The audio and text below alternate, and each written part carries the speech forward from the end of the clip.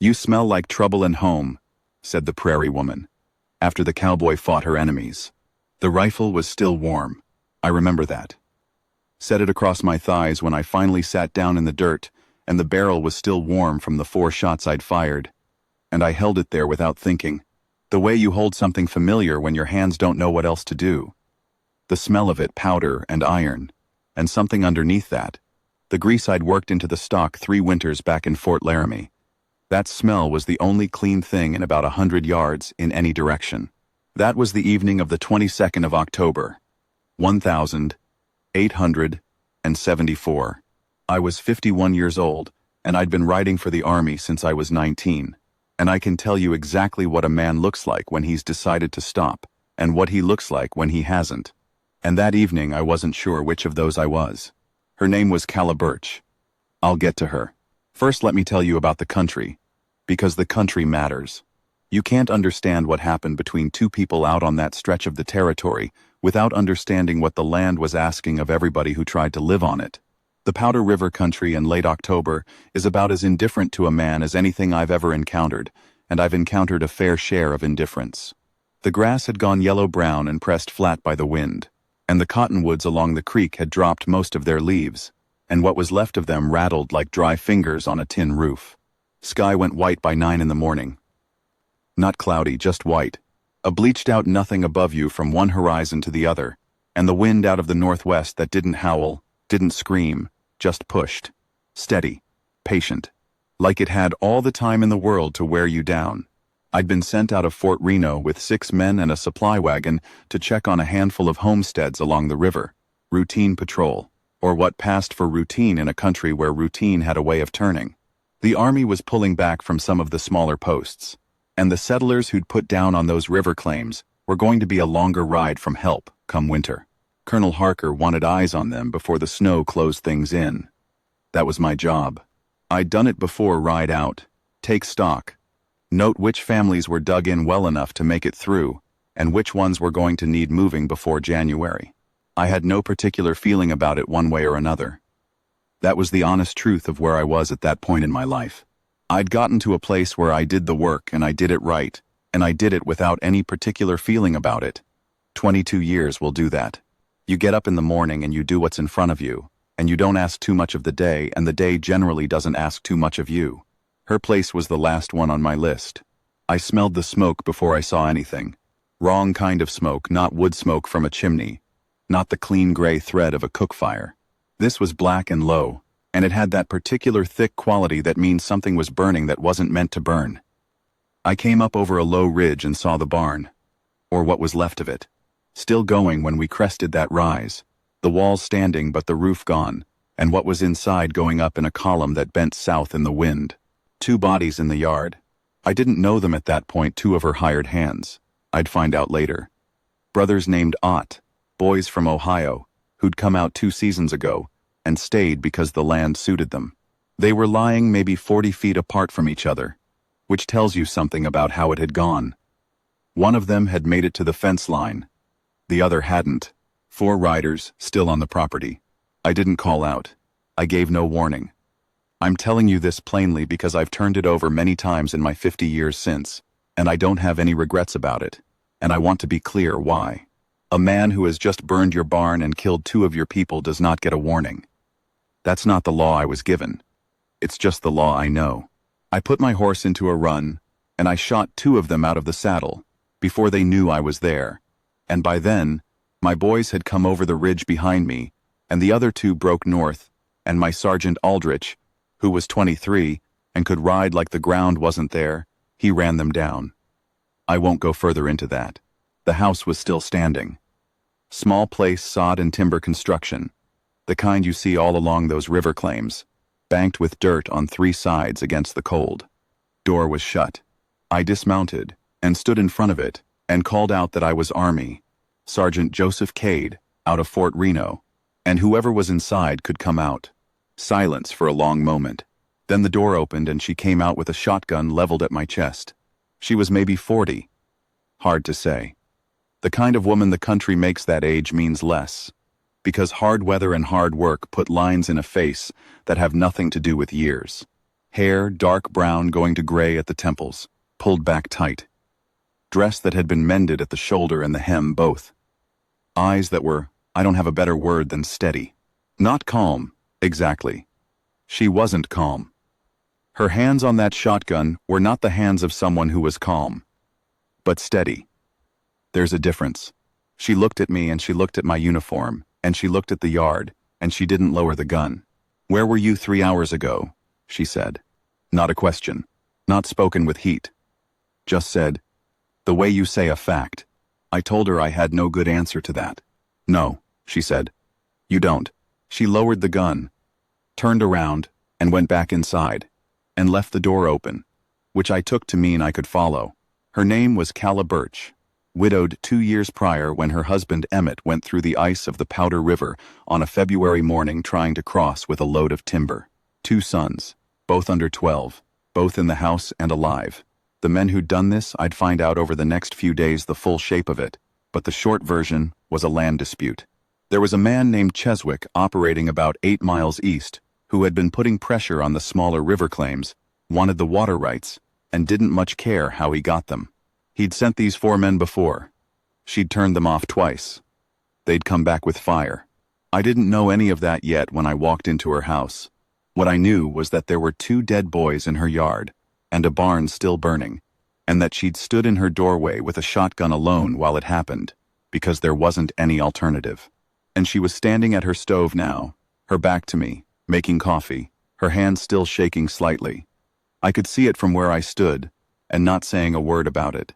I asked her if she was hurt. No. I asked about the boys in the yard. She was quiet a moment. Then, "Holt and Franklin Ott. Good men. They worked hard." She stopped. "They trusted me when I told them this was a safe enough place to stay the winter." She said it to the stove, not to me. I sat down at her table, and I put my hat on the table next to me, and I stayed. I didn't say anything helpful because there wasn't anything helpful to say. I just stayed there while she made the coffee, and eventually she set a cup in front of me and sat down across from me, and we drank it in the dark, because she hadn't lit the lamp, just the cook fire, and the window over the sink showed the last of the barn glow dying outside. Her older boy came in at some point 10 years old, name of Reuben, dark-eyed and serious in the way that some boys get when the world has shown them something too early. He looked at me for a long time. Then he looked at his mother. She nodded, once. He sat down on the floor against the wall, and pulled his knees up, and didn't say anything either. The younger one, James, was asleep in the back room. She'd put him there when it started, she told me. Told him it was a game, staying still and quiet. He was 7. He'd believed her. I thought about that. A woman deciding on the spot how to divide her fear, keeping one piece of it for herself, and building a small false story around the other piece, so her 7-year-old boy didn't have to carry it. I'd been in a lot of hard places in 22 years, and I'd been around a fair number of hard people. I knew what I was looking at. We stayed with her that night, my boys and I. I put 2 men on watch, and the others bedded down in what was left of the barn's stone foundation, and I slept, if you call it sleeping on her floor, with my back against the wall inside the door. She gave me a blanket. I told her she didn't have to. She said she knew that, and put it on the floor beside me, and went to bed. In the morning she cooked for all of us. Biscuits and salt pork and more of that coffee, and she did it without ceremony, without making it a thing. Just fed 7 army men and 2 boys at a table built for 5, because that's what the morning called for. I watched her work, and I thought about Cheswick, and I thought about what came next. After breakfast I told her what I'd figured. I told her Cheswick would send more men. The 4 he'd sent weren't the whole of what he had, not by a long way. And with the patrol rotation, we were 2 days' ride from help. I told her she had 3 options as I saw it. Pack up and come with us back to Fort Reno, and let the Army sort out the land claim from there, which could take a year or more, and she might lose the claim regardless. Leave on her own terms before Cheswick pressed again. Or stay. She looked at me across the table. The boys had gone outside, and the house was quiet. "What would you do?" she said. I said I'd stay. Why? I thought about how to answer that. Then I said, because leaving a thing you've built and a piece of land that's yours to a man who wants to take it by fear is a kind of dying that happens before you're dead. And some things are worth fighting for even when the odds aren't good. She was quiet for a while after that. Then I'm staying, she said. I told her I'd need to continue my patrol, that I had 2 more homesteads on my list, and I was expected back at Fort Reno in 4 days. I know, she said. I told her I'd be back. She looked at me carefully, the way a person looks when they're deciding whether to believe something. Then she nodded, and she got up and started clearing the table, and that was that. I thought about her the whole 4 days. I finished the patrol. I brought my men back to Reno. I made my report to Harker and told him about the Birch homestead and about Cheswick and about the Ott brothers in the yard. Harker listened. He was a careful man. Harker, methodical, in the way that some officers get when they've seen enough to know that impulse is expensive. He said he'd look into Cheswick through the proper channels. I said the proper channels weren't going to move fast enough. He said that wasn't my decision. I went back anyway. I took Aldrich because he was the best man I had, and because he didn't ask questions that didn't need asking. And we rode back out to the Powder River claim in 2 days, and we came down off that same ridge in the late afternoon, and the homestead was standing. Smoke from the chimney, the right kind of smoke. Thin gray thread, cook fire. Reuben saw us coming, and stood up from where he'd been working by the creek, and watched us come down. Calla was in the yard splitting wood when we rode in. She stopped, set the axe against the block, looked at me. You said you'd be back? She said. I said I had. She looked at me for another moment. Then she said, "There's coffee," and went inside. I won't compress what happened over the next 3 weeks, because it doesn't compress. Things that matter don't. What I can tell you is that I came to understand the shape of that woman's life, the way you come to understand a piece of country you patrol long enough. Not from looking at a map, but from riding every corner of it in different light and different weather until you know where the soft ground is and where the rock sits close to the surface and where the water runs true. She was not what I'd have told you I was looking for, if I'd been the kind of man who looked. I wasn't. Not anymore. I'd had a wife, early Sarah, out of Missouri, and she'd died of a fever when we'd been married 14 months. And I'd mourned her, and then I'd put that part of myself somewhere and gotten on with the work. 20 years is a long time to get on with the work. I'd stopped expecting anything from the rest of my life except more of the same. Calla Birch was not going to let me get away with that. She did it the way everything she did, without ceremony and without apology. She just treated me like a person, not a service or a rank or a convenience, not a hero. God knows. The second day I was there, I fixed the gap in the corral fence, and she came out and looked at my work and said it was done better than Emmett used to do it. And that was not a compliment delivered gently. It was just a fact delivered straight, and something in my chest moved in a way I didn't have immediate words for. Cheswick came the second week. Not with riders this time himself, in person, on a good horse with a lawyer beside him and a piece of paper he wanted her to sign. Selling the claim. A fair price, he said, which meant a price that wasn't the rope or the fire, which was the baseline of his fairness. I was in the house when he rode in. I came out. He hadn't expected that. He looked at me and at my uniform and at Aldrich on the porch behind me, and he recalibrated. The way men who operate by fear always recalibrate when the arithmetic changes on them. I told him she wasn't signing anything. I told him the Army was aware of his operations and was currently documenting them, and that if the Birch homestead experienced any further incidents of the kind she'd experienced 3 weeks prior, that documentation would go to the federal marshal's office in Cheyenne, and not stop there. I told him he could leave the paper or take it with him. Either way, he was going to turn that horse around and leave this property. He wanted to say something. I could see it. He was not a man who was used to being answered. He took the paper, and he left. That night after the boys were in bed, she and I sat on the porch in the cold, and she had a quilt around her shoulders, and I had my coat, and she said, "He'll come back." I said probably, yes. Not soon, and not the same way.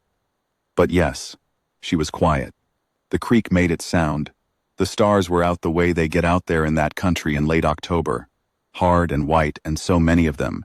It doesn't look real. "Why are you still here, Sergeant Cade?" I thought about that. About what the honest answer was. Because it's worth being here, I said. She turned and looked at me for a long moment. The light from the window was on her face. She'd let her hair down not for any reason I could see. Just sometime during the evening she'd let it down, and it was around her shoulders. And she was looking at me with those steady eyes that I'd been thinking about for 2 weeks in a bunk at Fort Reno. Joseph, she said first time she'd used my given name. Do you mean the land, or do you mean me? I looked at her. Both, I said. She was quiet for a while longer. Then she said something that I've carried with me since, and will carry until I'm in the ground.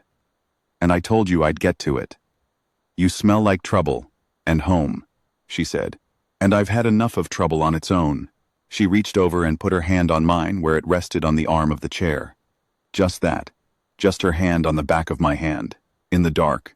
On a cold October night in the Wyoming Territory with the stars overhead and the creek running below. She didn't squeeze it or make a thing of it. Just put her hand there and left it. I turned my hand over and held hers. We sat like that for a long time. I need to tell you what that meant to me, not because I think you can't figure it, but because I want to say it plainly. I was 51 years old.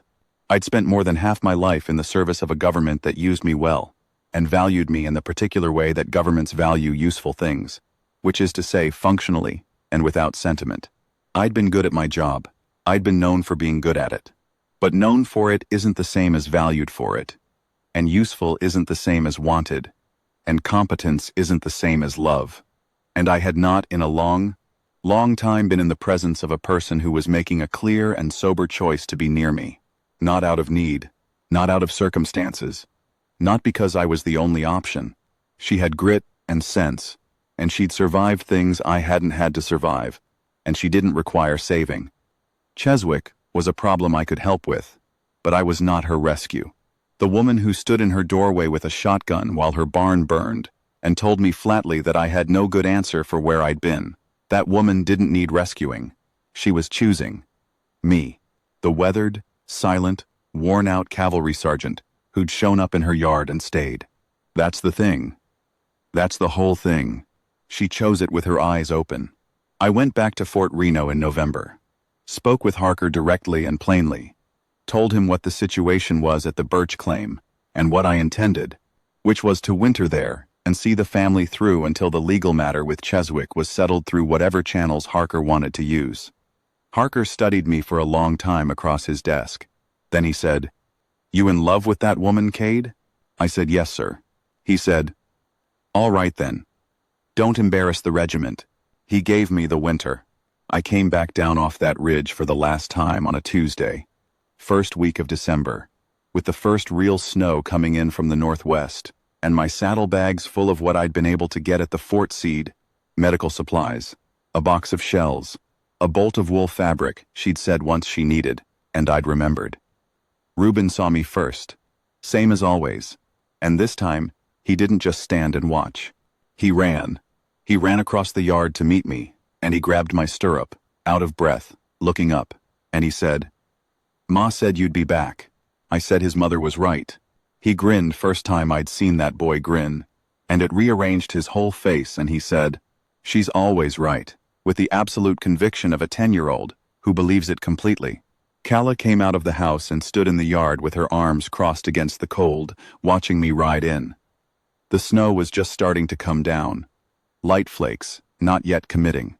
She had her hair up and she was wearing the blue coat she wore when the temperature dropped, and she was watching me come down across the yard with an expression that I can only describe as settled. Not relieved. Not glad, exactly. Settled. The way a person looks when something they knew would happen has happened. And the knowing was right. I rode up and stopped and looked down at her. "You're late," she said. I told her there were things to arrange. "I know," she said. "Get down off that horse." I got down. She was right there when I did. Close. And she put both hands flat on my chest for a moment. Not an embrace, not yet. Just both palms flat against the front of my coat. And she looked up at me, and whatever she was checking for, she found it, because she nodded. Once. And her hands moved and gripped the lapels. "Stay," she said. Not asked. Said. I told her I intended to. The snow was coming down in earnest by then, and James was in the doorway behind her making noise about the cold, and Reuben was trying to take my horse by the bridle with the authority of a boy who has appointed himself responsible for something, and Calla turned back toward the house and said something sharp to both of them that made Reuben stand up straighter, and James disappear back inside.